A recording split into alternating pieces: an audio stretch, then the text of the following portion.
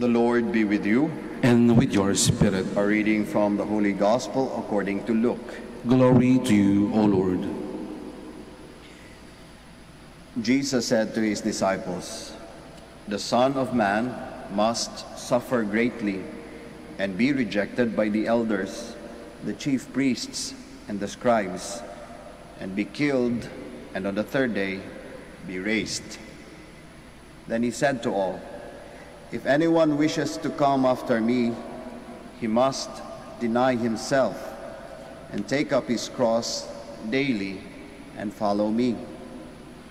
For whoever wishes to save his life will lose it, but whoever loses his life for my sake will save it. What profit is there for one to gain the whole world, yet lose or forfeit himself?" Brothers and sisters, the Gospel of the Lord. Praise to you, Lord Jesus Christ. Please be seated. Magandang hapon po sa ating lahat. Tayo po ay nasa panahon na ng Lent. And Lent, my dear brothers and sisters, is more of a conquering of one's heart or of oneself rather than conquering the world. The Lenten season is about conquering our hearts more than conquering our world. You know, pag dumadating na yon panahon ng Lent, yung Lenten season, yung Kwaresma, na napakaganda ng mga celebration natin sa ating simbahan. Ang dami nating mga activities, lalong-lalo na pagdating ng Holy Week. At kapag ka nakita natin yung mga activities na yon, talagang madadama mo talaga yung season. Madadama mo yung, maaalala mo yung paghihirap ng ating Panginoong Hesukristo. Madadama natin yung sakripisyo na ginawa ng ating Panginoong Hesukristo dahil sa mga celebrations at mga activities na ito. Ngunit, ang mga activities na ito at mga celebrations na ito ay alalahanin natin ay mga pawang external manifestations lamang. External manifestations ng ating pananampalataya, which is something within our hearts. The external manifestations are the practices that we do, yung mga nasa labas. And maganda yon na meron tayong napapakitang ganon. Kaya lang, hindi natin pwedeng sabihin na ang Lenten season is about all of those activities. Na kapag ka nabago na yon, wala nang panahon ng Kwaresma, wala na tayong Holy Week. Alam nating hindi totoo yun, di ba? Kaya nga, nung last year, o baka nga, ganun din ngayong taon na ito, ibang-iba ang mga celebrations natin. Nawala yung mga dating bumibisita tayo sa simbahan kasi hindi tayo makalabas. Nawala yung dating humahawak tayo sa Santo Entierro, sa imahen ng Santo Entierro, kasi hindi pwedeng hawakan yung mga imahen ng Santo. Maraming nabago.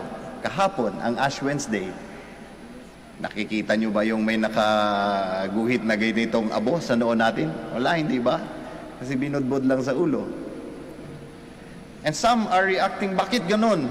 Nakasanayan ko na yung dati. Bakit kailangan baguhin? Dito natin makikita na since mga externals lamang ito, these are, enveloped by circumstances. It is something that is circumstantial. Ibig sabihin, hindi necessary talaga. Pwede siyang magbago, depende sa panahon, o depende sa lugar, o depende sa kultura. Nasanay lang tayo na nilalagay na ganun. Pero sa ibang bansa, binubudbud lang naman talaga yung abo sa ulo. Kultura. Kaya makikita natin na ang panahon ng Kwaresma hindi nakasalalay sa mga externals na yon. Sapagkat ang pinaka-importanting elemento ng panahon ng Kwaresma ay ang ating mga puso. The Lenten season is a call to a change of heart. A renewed heart. Kaya nga ang ating mga ang ating mga salmo niyan ay, create a contrite heart within me, O Lord. Create a contrite heart. Cleanse my heart, O God. O, yun yung pagsambit natin sa ating Panginoon kapag sineselebrate natin ang ating Kwaresma. No, kaya nga, more than conquering what is external or conquering the world, what is more important or most important is conquering our hearts. No? Hindi ibig sabihin dahil hindi na natin masaselebrate yung mga dating activities ng ating Lenten season, wala na, tapos na ang Kwaresma. Hindi. Kasi nandyan pa rin ang mga puso natin na tinatawag ng ating Panginoong Jesucristo sa pagbabago. Paano ngayon natin bigyang daan yung pagbabago ng mga puso natin sa panahon ng Adbyento ng Kwaresma, kung bawas yung mga activities natin? Paano kaya magandang gawin? If I may suggest, yung 3 R's, 3 R. Ang una, recollection. Maganda din from time to time, alam ko marami tayong ginagawa, busy tayo sa ating mga activities sa trabaho. Maganda din magkaroon ng time to reflect, to stop, be silent, and to recollect. Lalahanin natin yung nakaraang mga araw, nakaraang buwan, nakaraang taon. No, ano ba yung titingnan natin kung ano ba yung mga dapat nating baguhin sa mabuhay natin? Ano ba yung mga pagkakamali ko? Ano ba yung mga magandang ginawa ko na pwede pang mas pagandahin pa? Yung ganong tipo, no?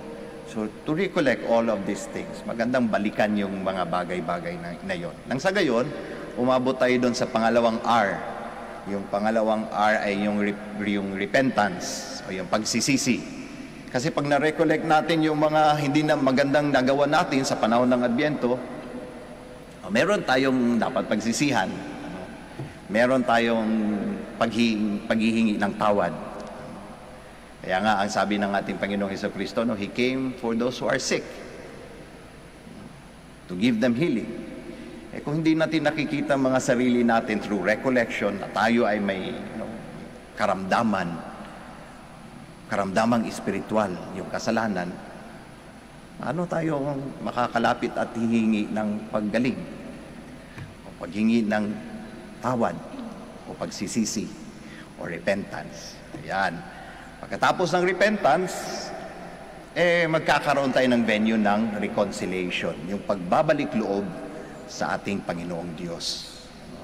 Yung bang tipong tatalikuran na natin ang ating mga maling ginawa, ang ating mga kasalanan, at totoong susunod sa utos at sa gawa ng ating Panginoong Jesucristo. Sabi nga niya sa Ebanghelyo natin sa araw na to, if anyone wishes to come after me, he must deny himself and take up his cross daily and follow me. Ito yung process ng reconciliation. Ito din yung panawagan kahapon sa atin sa panahon ng yung Ash Wednesday natin. Sinasabi sa atin, turn away from sin and believe in the gospel. That is reconciliation. Turning away from sin and believing and being faithful to the good news of our Lord Jesus Christ. Kaya mga kapatid,